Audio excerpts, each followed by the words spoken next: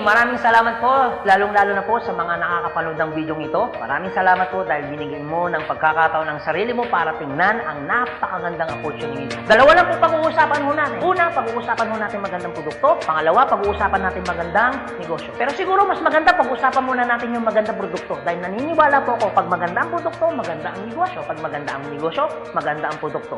Ang maganda po dito sa product na pag-uusapan natin, ang involved health. Kung tatanungin ko po kayo, maganda bang negosyong health? Kung iisipin mo, magandang negosyong health. Pero at the back of your mind, hindi ka sigurado kung magandang health.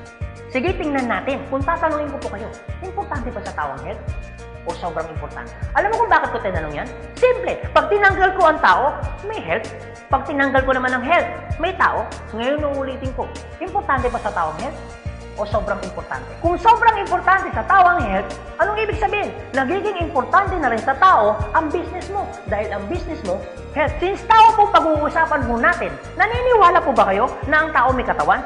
Oo naman. Kung tatanungin ko po kayo, importante ba sa tao ang katawan o sobrang importante? Kung sobrang importante sa tao ang katawan, what if mapabayaan ng tao ang katawan? So ano nangyayari?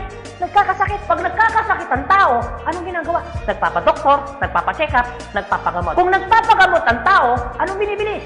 Siyempre, gamot. Ang gamot, gastos hindi. Siyempre, gastos. Pag hindi mo ginastusan, anong mangyayari sa sakit? Siyempre, lalala. Pag lumala ang sakit, anong mangyayari sa katawan? Siyempre, manghihina. Pag nanghina ang katawan, akala ng iba, katawan lang ang nagkakaproblema. Pero hindi na alam, apektado ang trabaho. Pag apektado ang trabaho, apektado ang kita. Pag apektado ang kita, ang pinaka-naapektuhan sa lahat, yung pamilya. Ang pinakamalupit na naapektuhan pa sa tao, yung pangarap mo. Sabi daw nila, madali raw kitain ng pera pag masipag at matyaga. Opo, tama po, madaling kitain ng pera basta masipag, matyaga. Pero ito naman sasabihin ko sa'yo, the moment na magkasakit ka, madali rin ubusin ng sakit ang pera mo. Lagi ko po ito sinasabi, anin mo ang limpak-limpak mong salapi kung punong-puno ka naman ng sakit. At ang pinakamahirap po dyan, wala na nga pera, mahirap na nga, may sakit pa. Yun ang masakit. Since present ang sakit, ano ngayon ang gagawin mo para hindi magkasakit? Simple, wala ka ng choice. Uulitin ko, wala ka ng choice. Kailangan mo nang uminom ng food supplement. Alam kung bakit? Marami ng kumpanya ng tayo. Marami ng pharmaceutical ng tayo. At hindi naman nila i-inventoyin ang mga produktong yan kung hindi kailangan. Bakit? Kasi kailangan mo na talaga. Ngayon, pwede mo sabihin sa akin, teka lang Anthony, food supplement? Gastos yan eh. Opo, gastos nga ang food supplement. Pero ito naman sasabihin ko sa'yo, di bali nang gumastos ako, at least healthy naman ako. Bakit? Pag nakakasakit ka ba, ano bang ininom mo? Di ba gamot?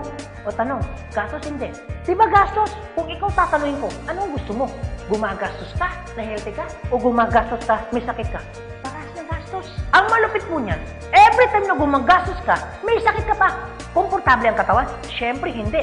Sabihin na natin gumagastos ka dito, at least healthy ka naman. Ang pinakamaganda sa lahat, bukod sa healthy ka na, business mo pa. Dahil business mo ka, kumikita ka pa. Ang pinakamaganda sa lahat, bukod sa healthy ka na, kumikita ka pa. Bukod sa kumikita ka na, healthy ka pa. Ano ngayon ang pakiramdam na bukod sa healthy at kumikita ka na, nakakatulong ka pa? Maganda o napakaganda? O sige, pag-usapan naman natin yung magandang negosyo. Maaaring nagustuhan mo yung product, maaaring bibili ka ng product. Pero ito yung totoo, gagawin mo kayo negosyo. Kasi bakit? Pag business ang pinag-uusapan, hindi naman kasi lahat ng tao business-oriented. Karamihan ng tao is career-oriented. Alam mo kung bakit? Marami kasing tao na pagdating sa business, ang dami niyang perspective. Alam mo isa sa mga perspective ng tao pagdating sa negosyo? Una, wala akong pera. Pwede mong sabihin sa akin, teka lang Anthony, wala naman akong pera. Kanina, nung pinapanood mong video nito, wala kang problema. Pero ngayon, may problema ka na. Ano? Pera. Pangalawa, ang maaaring problema mo, wala akong time. Pwede mo sabihin sa akin, teka lang Anthony, okay yung negosyo kaso nga lang wala akong time. Walang kaso. Pero mayroong mas worse. Wala ka nang time. Wala ka pang pera. Pangatlo, maaaring itong problema mo. Teka lang Anthony, okay yung business. Kaso nga lang, hindi ko yan alam. Hindi ko yan hilig. Hindi ko yan linya. Ew. Pero ito yung totoo. Marami naman tao sa labas na ginagawa niya linya niya, ginagawa niya hilig niya. Pero tanong, kamusta ang buhay? Sabihin na natin, hindi mo to hilig. Sabihin na natin, hindi mo rito niya.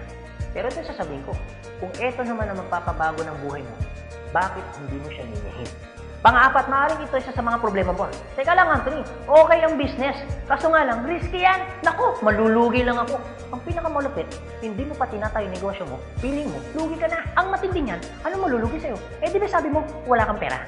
Eto tanong, kung problema mo ang pera, problema mo ang oras, problema mo dahil wala kang alam, kasi iniisip mo baka malugi ka, ito sasabihin ko. Hindi lang naman to ang una or pangalawang pagkakataon na pwede kang ma-involve sa business. Kung yan ang problema mo, bakit? Pagdating kayo ng panahon, yan pa rin kayo problema mo. Pag-usapan po natin ang life cycle. Naniniwala ka bang may life cycle?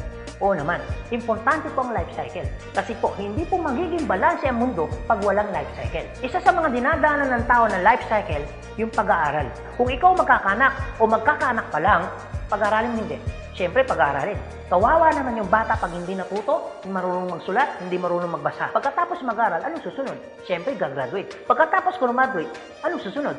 Siyempre, magtatrabaho. Pero pansinin mo to. Meron po mga tao hindi nakapag-aral, hindi nakagraduate, pero nagtatrabaho. Bakit? Isa sa mga life cycle po na dinadaan ng tao, kailangan po magtrabaho. Etong tanong, gusto niyo po ba habang buhay nagtatrabaho? Siyempre, hindi. Gustuin niyo man po magtrabaho ng 60 to 65 years old, wala na ho kayong choice. Ang sasabihin ng boss mo, you're out. Bakit? Anong tawag ko doon? Retire. Pag kayo po ba nag-retire, may pera wala? Siyempre, meron. Anong tawag mo doon? Retirement fee. Dahil ikaw ay nag-retire, ang trabaho, tuloy tigil. Siyempre, tigil. Pag tigil ang trabaho, ang sweldo, tuloy tigil. Siyempre, tigil. Dahil tigil ang trabaho, tigil ang sweldo, ang gastos, tuloy tigil. Siyempre, tuloy. Dahil tuloy ang gastos, ang retirement fee na pinaghirapan mo, maubos hindi. Siyempre, pwedeng maubos. Para hindi maubos ang perang pinaghirapan mo, anong gagawin mo? Maaaring nag-iisip mo ngayon kung ikaw nakakapanood ng video nito. Maaaring siguradong maiisip mo ngayon, business. Ito tanong. Kung papasok ka ngayon sa business para hindi maubos ang pera mo, teka lang, akala ko ba kanina iniisip mo, teka lang Anthony, wala akong pera kasi mamumulan ako dyan. Pero sasabihin ko, kung iniisip mo kanina, wala kang puhunan, mamumuhunan ka kasi, eh di ba ganun din dito? Mamumuhunan ka rin. Di ba sabi mo kanina, wala akong time? Kung iniisip mo na wala kang oras, bakit? Pagtungtong mo ng 60, 65, may oras ka ba ba? Sabi mo kanina, wala kang alam. Pero tanong, bakit pagtungtong mo ng 60, may alam ka? Buong buhay mo nagtrabaho, hindi nag-business. Dahil wala kang alam sa business, anong mangyayari sa pera mo? Siyempre, mauubos.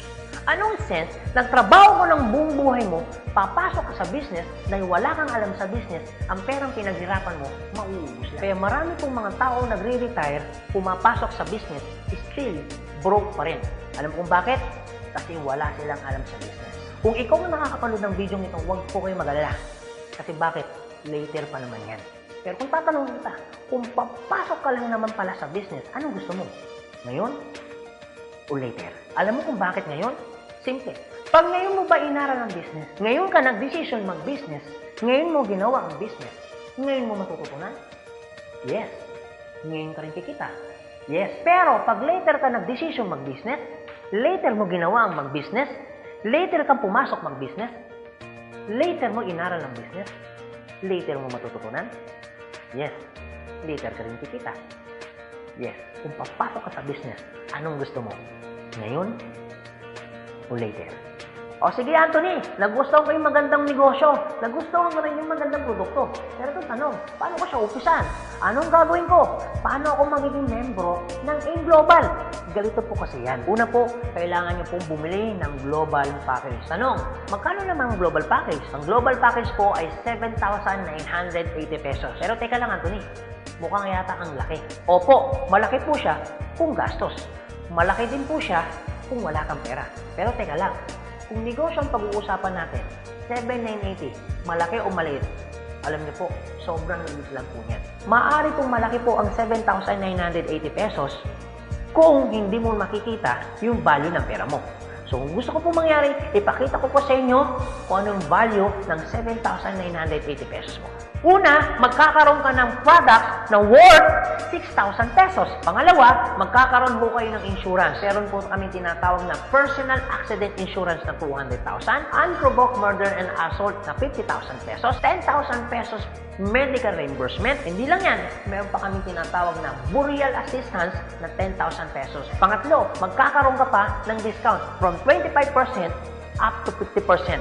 lifetime discount. Pang-apat, magkakaroon ka naman ng business kit, brochure, CD na kung saan magagamit mo sa pagninegosyo mo. Pang-lima, magkakaroon po kayo ng tinatawag mo namin free medical check-up. CBC, urinalysis, fecalysis, chest x-ray, dental, lahat ng yan kasama po doon sa free medical check-up. Pang-anim, magkakaroon po kayo ng ATM, BDO at China Trust. I suggest po, kung ikaw ngayon ay nasa abroad, mas maganda pong kunin ninyo ang China Trust. Alam kung bakit?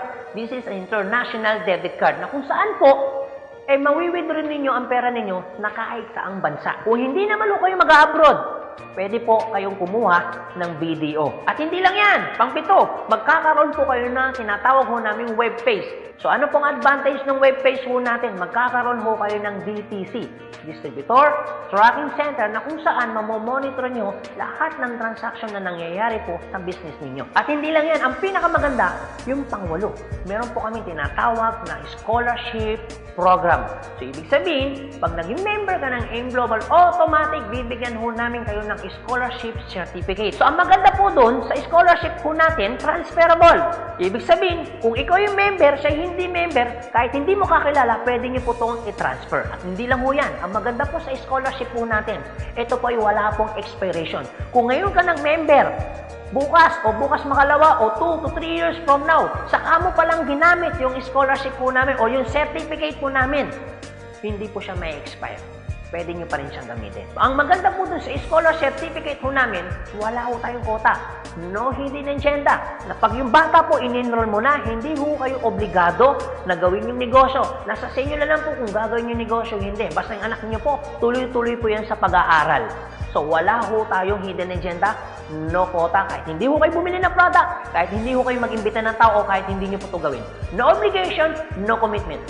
No hidden agenda. Yan po yung kabuuan ng global package ho natin doon sa perang binitawan mo na 7,980 pesos. Ang tanong, maganda po ba o napakaganda? Sulit o sulit na sulit? Okay, sige, ganito Anthony. Nagustuhan ko yung magandang negosyo. Nagustuhan ko rin yung magandang produkto. Sige, mag-join na ako. Eto tanong, kung ako pa papasok na ngayon, gagawin ko na yung negosyo. Paano naman ako kikita? Ganito po yan. Una, kikita po kayo sa tinatawag naming retailing. Sa retailing naman po, from 25% up to 50%, kikita ka. Kung hilig mong magbenta, aba, bagay na bagay ka dito. Kung hindi ka naman mahilig magbenta, wala din pong kaso. Pangalawa, eto po maganda. Meron po kami tinatawag na binary income. Sa binary income, dalawa pwede nyo pong pagkakitaan. Una, pwede ko kayong kumita sa tinatawag namin direct referral bonus. Magkano direct referral bonus? 500 pesos. At pangalawa, pwede naman kayo kumita sa tinatawag namin match sales bonus o madalas ang tawag ho namin dyan, pairing bonus. Magkano naman ang pairing bonus? 1,500 pesos. O sige Anthony, mukhang maganda yung binary income na yan. Paano ka pa kikitain yung direct referral bonus na 500 at paano ka naman kikitain yung pairing bonus na 1,500? Okay, ganito po yan. Pag sinabi pong binary, dalawa po yan. It's either ilalagay mo sa kanan o ilalagay mo sa kaliwa. Ang trabaho mo, mag-imbita. Pag ikaw ngayon nag-imbita, at yung inimbita mo ay bumili ng global package, sabi na natin, dalawa yung inimbitahan mo. Yung isa, inimbitahan mo, nilagay mo sa kanan. Yung isa naman, inimbitahan mo, nilagay mo naman sa kaliwa. Pagbili ni A, automatic, meron kang tinatawag na direct referral. Pagbili naman ni B, automatic, may kikitain ka naman na direct referral na 500 pesos. At hindi lang yan, meron ka pang bonus. Pag may pumasok sa kanan mo at may pumasok sa kaliwa mo, automatic, magpipair po siya. Magkano pong pairing bonus? 1,500 pesos. Basta ang usapan po, every time may papasok sa kaliwa, every time may papasok sa kanan, automatic po, pairing 1,500. Sa tingin mo ba, si A, meron din bang kaliwa? Meron din kanan? Si B, meron din bang kaliwa? Meron din bang kanan? Sa tingin mo ba, ikaw pa ba ang nag-imbita dun sa inimbita ni A and B? Siyempre, hindi na. Eto maganda. Sa labas, no work, no pay. Pero sa amin, yung taong dinala ni A at ni B, automatic, kikita ka pa rin ng pairing bonus. Magkano pairing bonus? 1,500 pesos. Ibig sabihin, dalawa yung pumasok. Magkano po yun? So, ibig sabihin, kikita ka ng 3,000 pesos.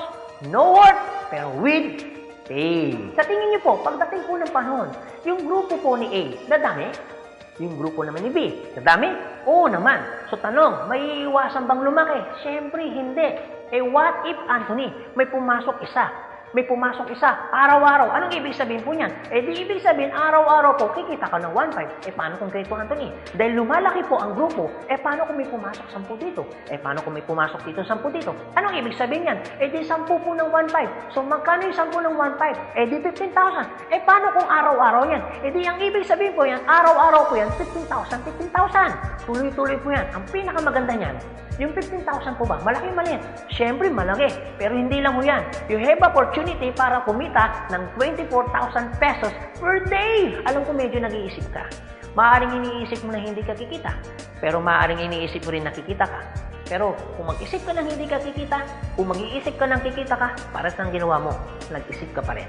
Pero kung mag-iisip ka lang naman, mas maganda lang pong nag-iisip ka, nakikita ka, kaysa naman nag-iisip na hindi ka kikita. Ito po masasabi ko sa inyo. Kung gusto mo ng pagbabago sa buhay, dapat may baguhin ka. Pero pag wala kang binago, walang mababago. Ang tanong, gusto mo ba ng pagbabago sa buhay? Siyempre, oo. Ang tanong, kailan mo uumpisahan ng pagbabago? So guys, maraming salamat po sa inyong lahat. God bless, and to God be the glory. See you at the top. Thank you.